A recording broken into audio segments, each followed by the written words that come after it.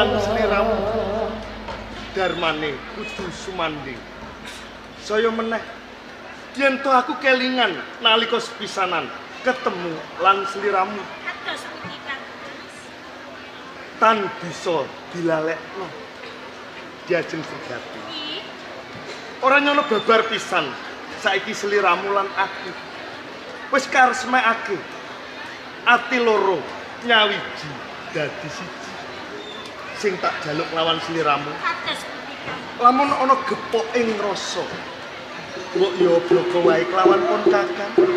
Ning kene pun kakang bakal ladi kelawan sliramu ya. Kados ngaten. Kados ngaten boten beda kanggo rasa. Sapunika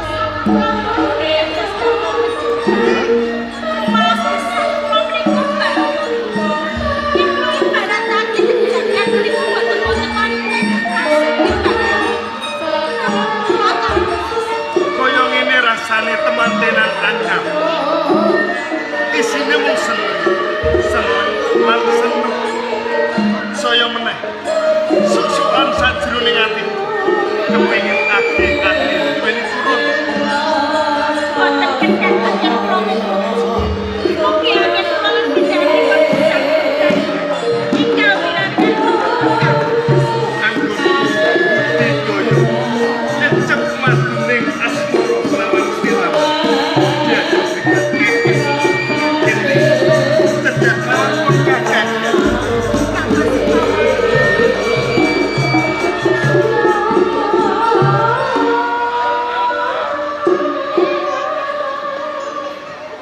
Aku kang keteman uyo menika kanggo rasa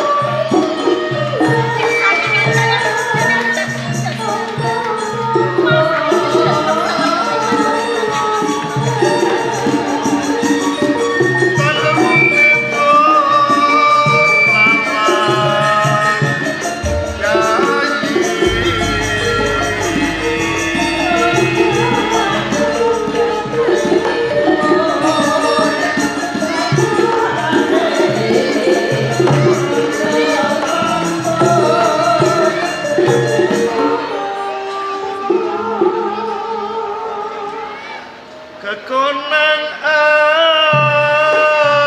ambrane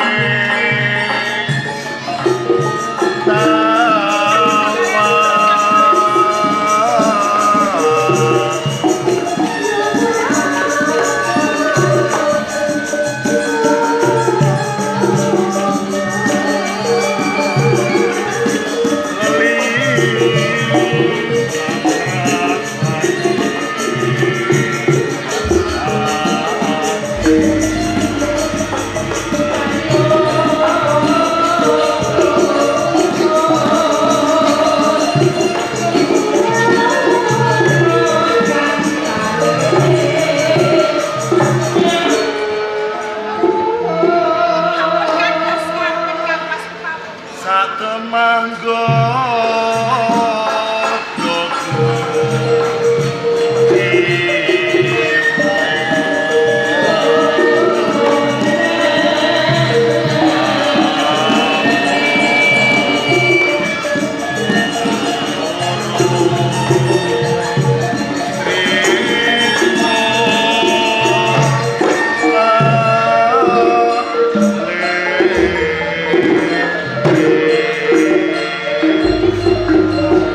Diajeng Sugati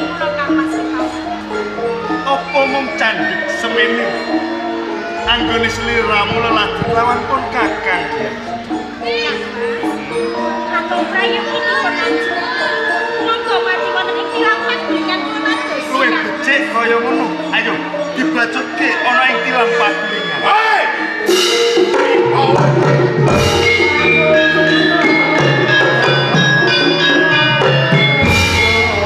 Diajeng Sugati.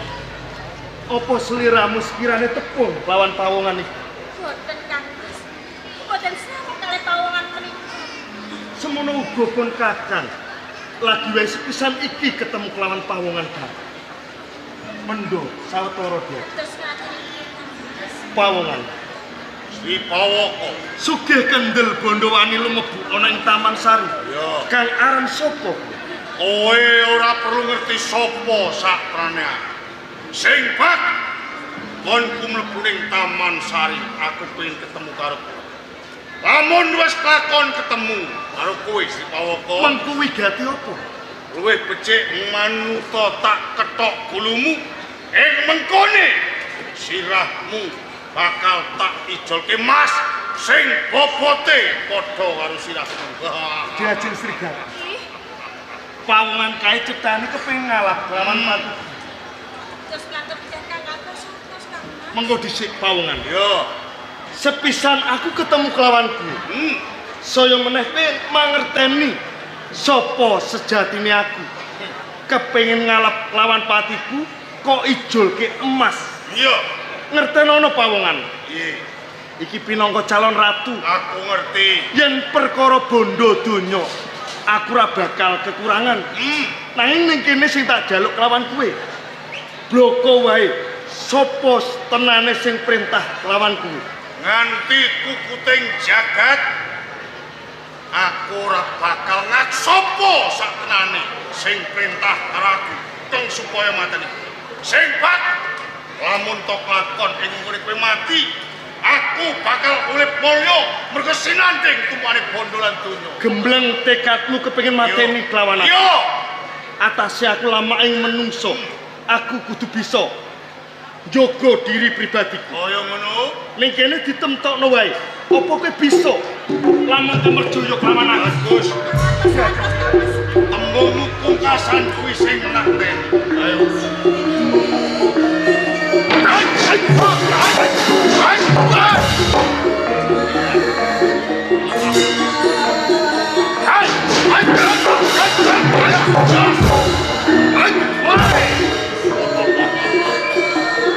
Kaya dicloi lan Pancen sedih.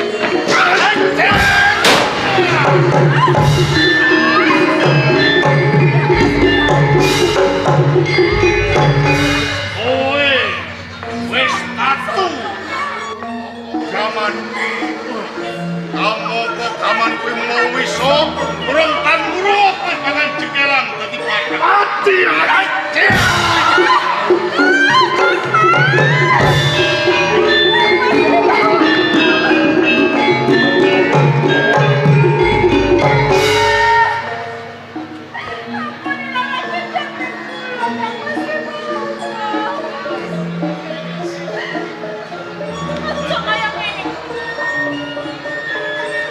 Dudu barangane rusa nek pancen maling iblis.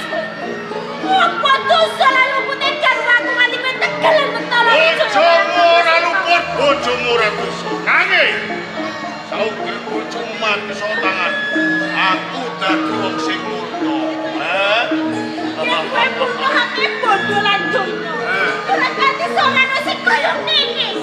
Nanti kowe tegelen mentolo percaya marang garwaku sing banget. Pancen kudune kaya ngono. Lho, Ya kowe sih kurang. Ayo patenono aku. Patenono aku.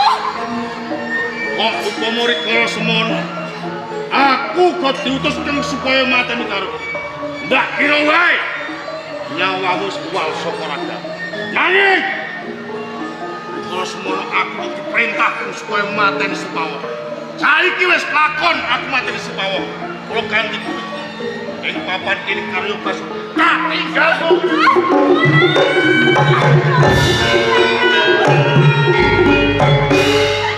Mas, Rekan, kenapa?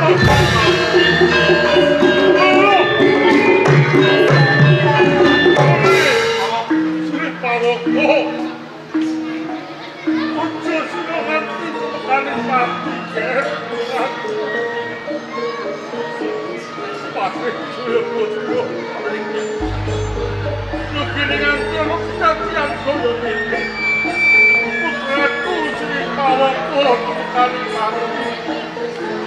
Mas, ampun dengan masakan pun panjang kuro di bawah. Dengan lain penuh rugi. Ayo, bodoh ganti wong luwih.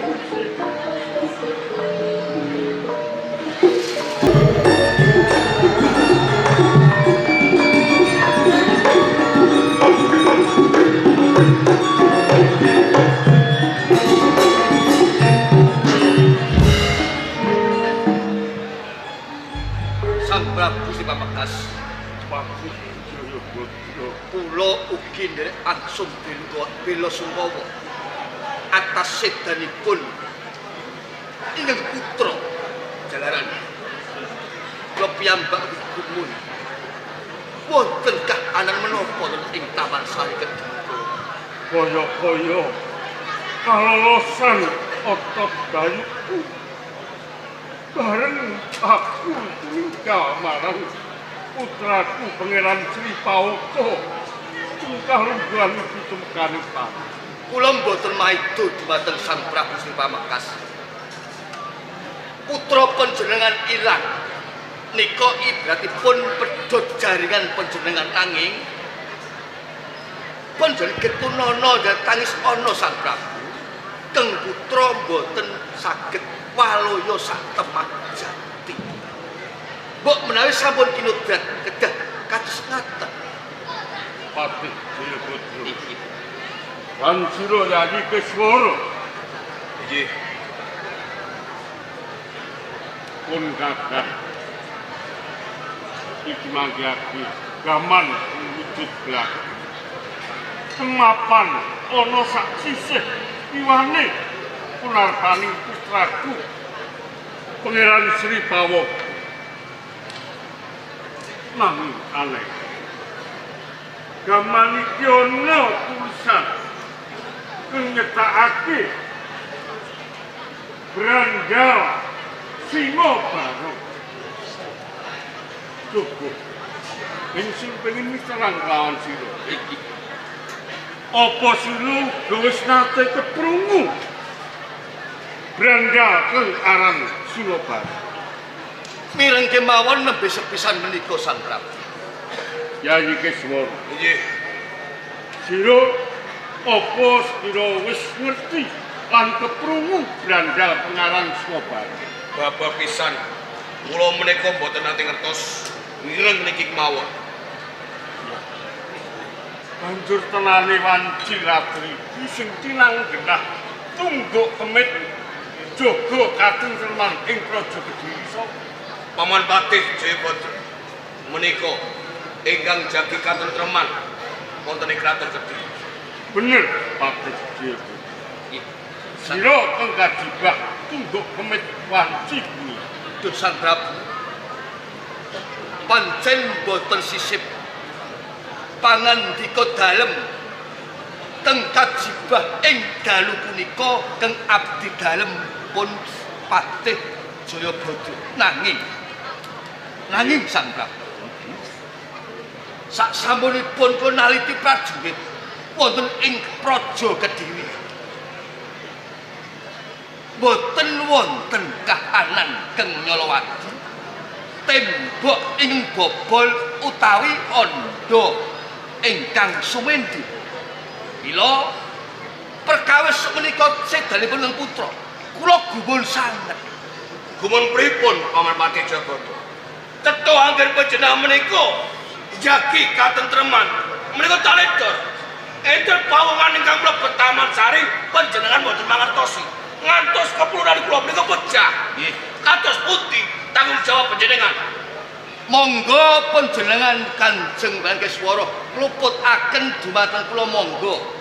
Nanging cubi dipun penggalih kanthi tirtanipun kawicaksanan. Menapa? Taman Sari Kediri niku taman larangan.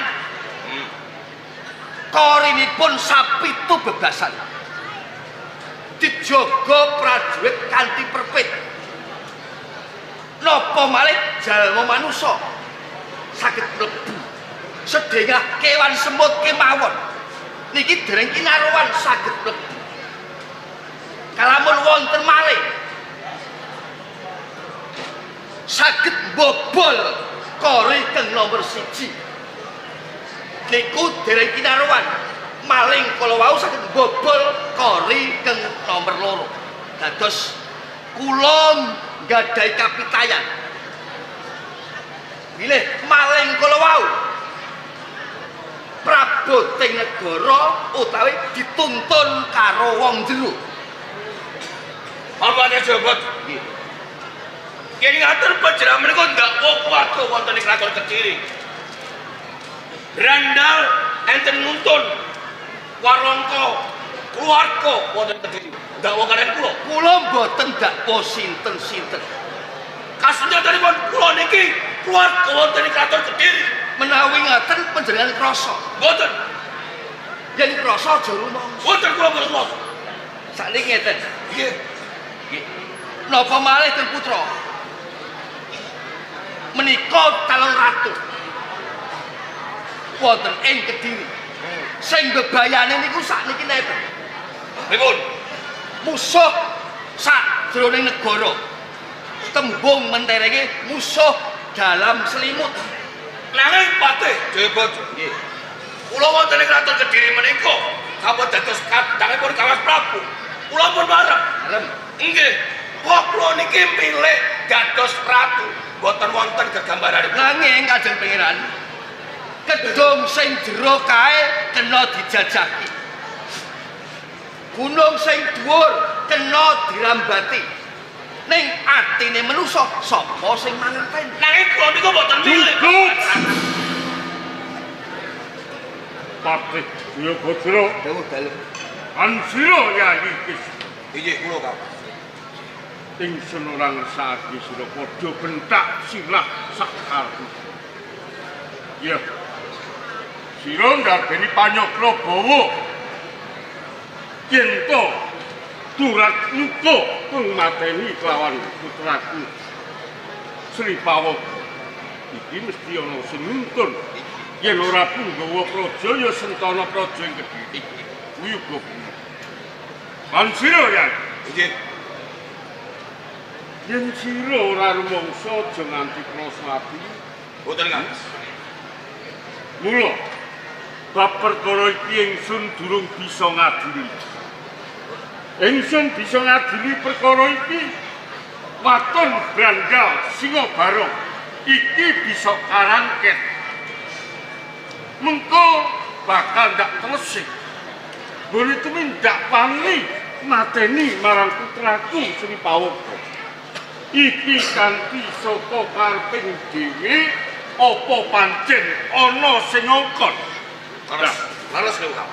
Mula kanthi Patih Jayabatra Dawuh dalem Samrak. mumpung durung adoh payuning Diratmika Nggih. nirika pergadaning prajurit golek ana menungso pengaran Brandal Singa Barong yen ketemu enggal dipikut disowanake. Kula mboten kepati-pati bali wonten ing Praja Kediri. Kalamun mboten saged ngrangket wontenipun Singa Barong kala wau. Kepareng Tindak.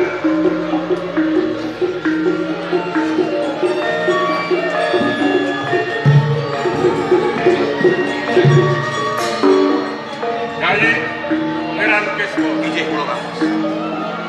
Sira aja enak kapenak. Jalaran pacining kulunanmu tau iki cetha enak dening iya. Sira budidaya golek ana Brandal Singa. Kawas Prabu. Kula badhe budaya lan kula niki boten terima kepuluran kula dipercayai kalian tiyang. Kula